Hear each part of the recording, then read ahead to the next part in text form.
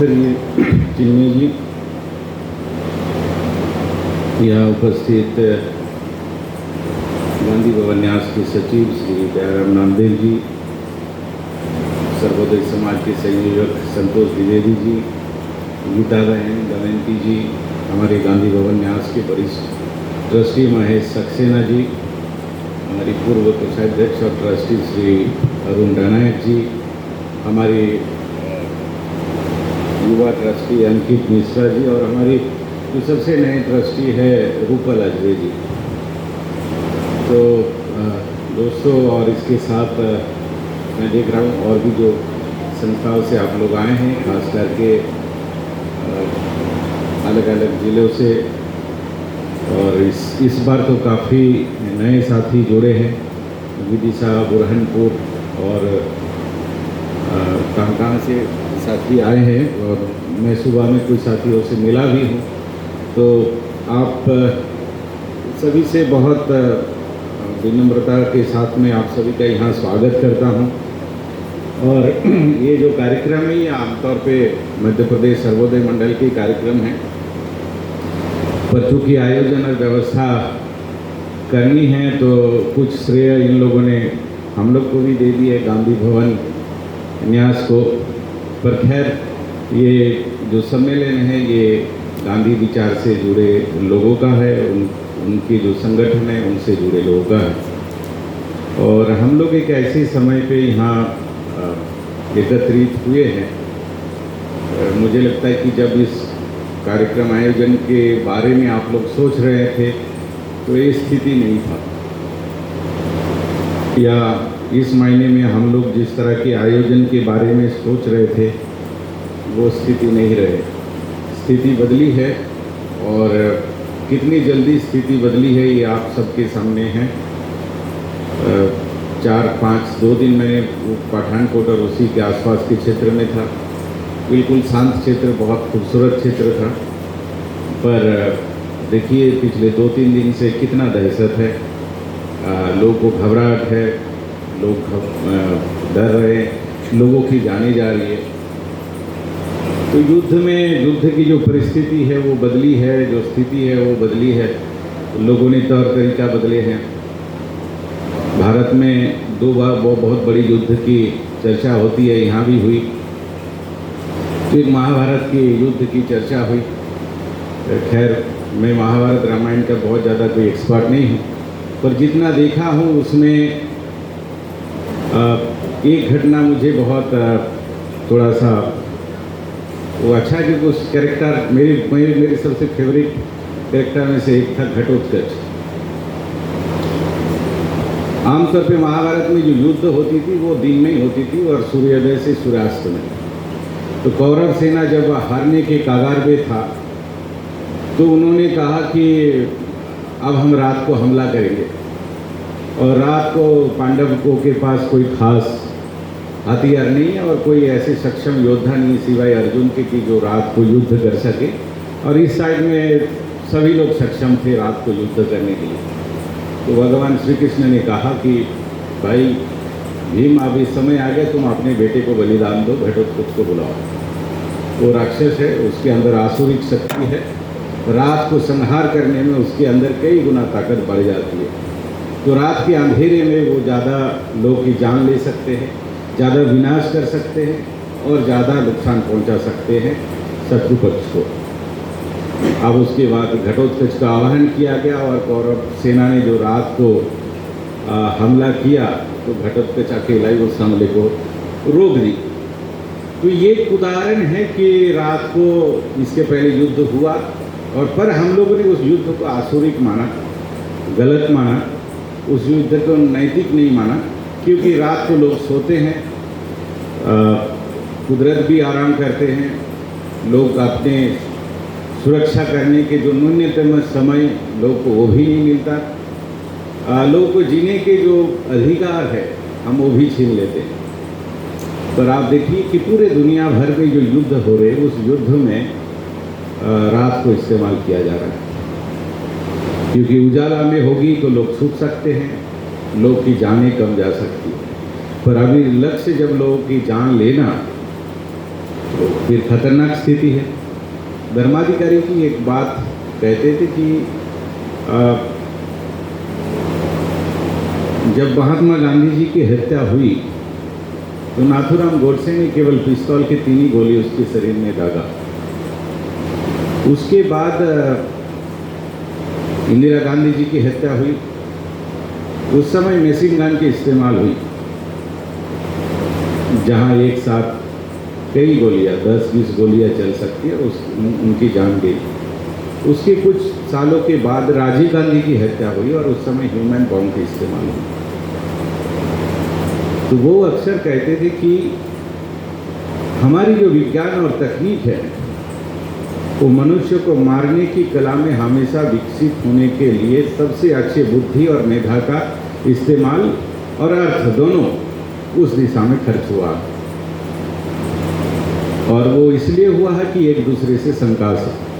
खैर, पहलगाम की जो घटना घटी, उस घटना के बाद हम लोग के बहुत सारे जो लोग हैं वो बहुत चिंतित थे, पर उसमें से कुछ जो परिस्थिति जितना बिगड़ेंगे हम सबको लग रहा था कि देश के अंदर की जो माहौल है ऐसा हुआ नहीं। इसलिए उसके कई कारण हैं, पर आप सब लोग उसके कारण के जानते हैं कि उसमें भारत की नागरिक की जो परिपक्वता है वो बहुत बड़ी कारण है। पर मैंने सोचा कि थोड़ी सी 2-4 बातें इस बारे में आप लोग को लिखूं, क्योंकि ये सचमुच बोलने का समय है। पूरे भारत के हर हिंदुस्तानी को एक बोलने का वक्त है। पहलगाम में 22 अप्रैल 2025 हुए आतंकी हमले में शिकार हुए 26 मासूम लोगों के शोक में सारा देश जिस तरह से एकजुट हुआ, कश्मीर के भीतर के तथा सीमा पार के आतंकवादियों को उससे सशक्त जवाब दिया नहीं जा सकता था। हमारी एकजुटता ही इन आतंकवादियों के सामने एक सशक्त जवाब है।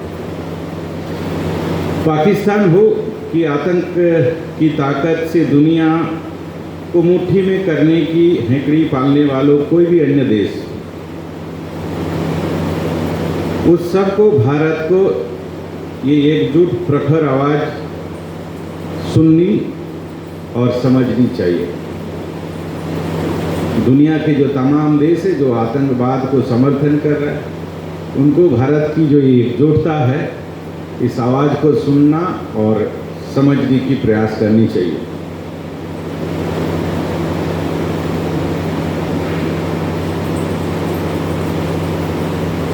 कश्मीर से कन्याकुमारी तक, कच्छ से आसाम तक ये आवाज़ गूंज रही है कि हम एक है।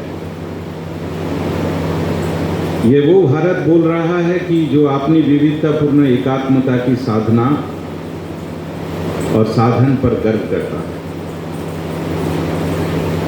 इस आवाज में महात्मा गांधी की ये आस्थापूर्ण आवाज भी शामिल है, जो उन्होंने 78 साल पहले उस जमाने में गांधी जी ने कहा था कि विभाजन के बाद आज़ाद हिंदुस्तान अपने अस्तित्व के सबसे कठिन दौर से गुजर रहा था, और अगस्त 1947 में ये पहली और आखिरी बार कश्मीर पहुंचे थे। तब कश्मीर का भारत में विलय भी नहीं हुआ था। सारा देश सांप्रदायिक दंगों के लपेटों में था, और कश्मीर, लेकिन एक कश्मीरी था उस जमाने में जब पूरे देश में सांप्रदायिक दंगा हो रहा था, तब एक कश्मीरी था जहाँ पे कोई सांप्रदायिक तनाव नहीं था। मैं 1947 की बात कर रहा हूँ। उसे देखकर गांधी जी ने कहा था, मुझे आशा है कि एक किरण सिर्फ कश्मीर में दिखाई दे रही है। पूरे देश जब बंटवारा और सांप्रदायिक लड़ाई में, संघर्ष में झुलस रहा था, तब कश्मीर शांत थे और तनाव मुक्त थे।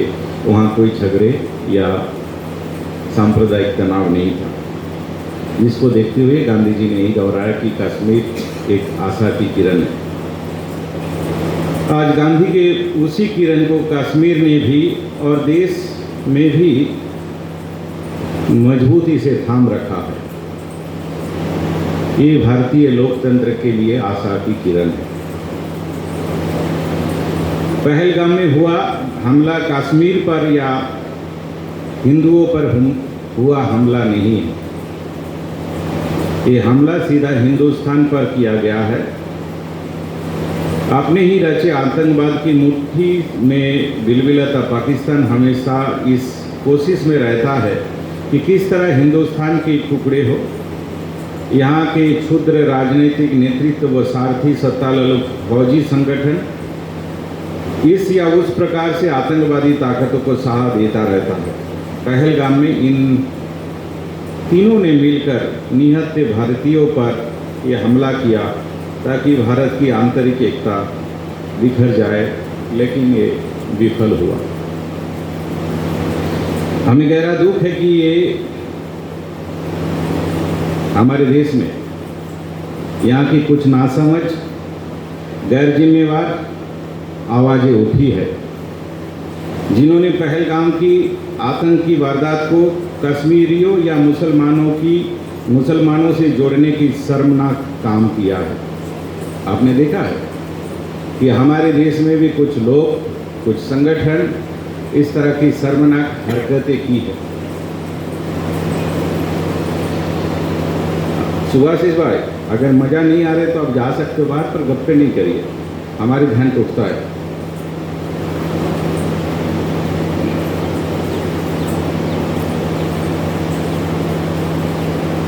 उनके हृदय में भारत की तस्वीर इतनी संकीर्ण व कायरता भरी है, ये जानकर हमें गहरा क्षोभ हुआ। आतंकवादी धर्म मैं जो जहाँ पढ़ रहा था वहाँ से थोड़ा सा वो हो गया हूँ।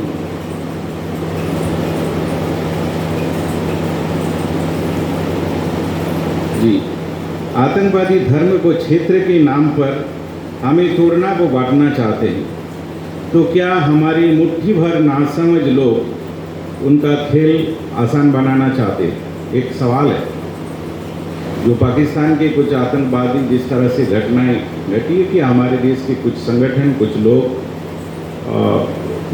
अपने को नेता भी मानते हैं कि वो क्या इस काम को और आसान करना चाहते हैं, और किस लिए?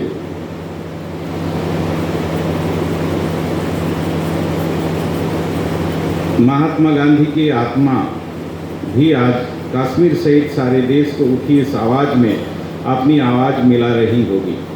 आज के नाजुक दौर में हम हर वक्त याद रखना चाहिए कि भारत माता का आंचल यदि अपनी सारी संतानों को पनाह देना है, भारत माँ के आंचल में सभी संतानों को पनाह देना है, केवल कुछ ही लोग को नहीं है पनाह देता है, तो उसकी सारे संतानों को धर्म, भाषा, जाति, संप्रदाय आदि से ऊपर उठकर अपनी भारत माँ की गरिमा की रक्षा में एक होकर खड़े होना चाहिए। भारत सरकार या सुरक्षा बलों से भी ऐसी आतंकी कार्रवाई की खुफिया जानकारी क्यों नहीं थी? ये बहुत बड़ा सवाल है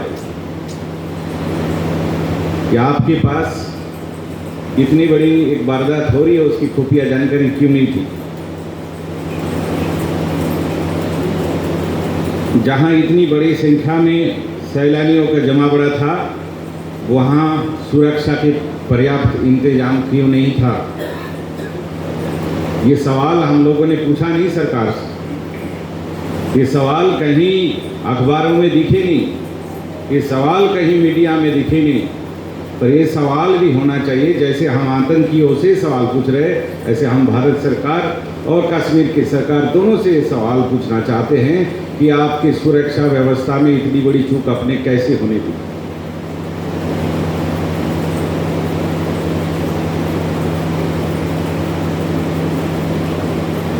अब इतने जो मासूम नागरिकों की जान चली गई, उसका क्या? अब राजनीतिक संकीर्णता की वजह से सारा देश शर्मसार ना हो। मैं कह रहा हूँ कि जो राजनीतिक संकीर्णता देश में है, उसमें उसके कारण सारा देश शर्मसार ना हो, इसकी सावधानी रखनी चाहिए। तथा जो बहकी हुई और भटकी हुई आवाज़ अभी भी कहीं ना कहीं गूंज रहा है, सरकार को उसको अनुशासित करने की आवश्यकता है। जो समाज की एकता को तोड़ना चाहते, जो देश के अलग अलग धर्मों की सद्भावना को विखंडित करना चाहते, जो एक आतंकी हमले को केवल एक संप्रदाय या धर्म से जोड़ना चाहते हैं, इस तरह से जो भटकी हुई आवाज़ है उसको अनुशासित करने के काम सरकार को करनी चाहिए।